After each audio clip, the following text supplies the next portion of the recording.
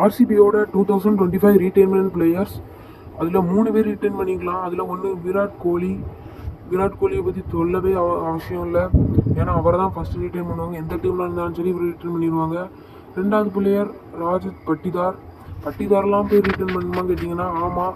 ஏன்னா ஆர்சிபியில் கப் அடிக்காத காரணமே இந்தியன் பிளேயர் ஷைன் ஆகாது தான்.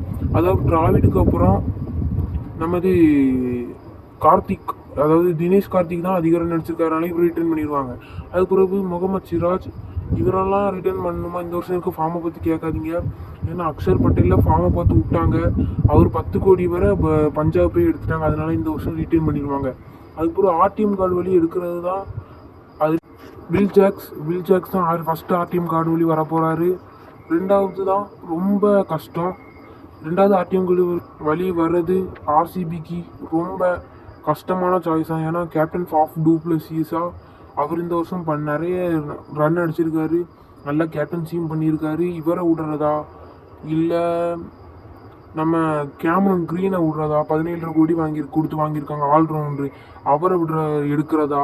2 பேரில் யார் எடுக்கிறது? அதுக்கப்புறம் 3வது தான் நானும் வரேன்னு சொல்லி மேக்ஸ்வெல் எடுக்கிறதா இல்லை கேமரன் க்ரீன் எடுக்கிறதா? ஃபாஃப் டூ பிளஸி எடுக்கிறதா?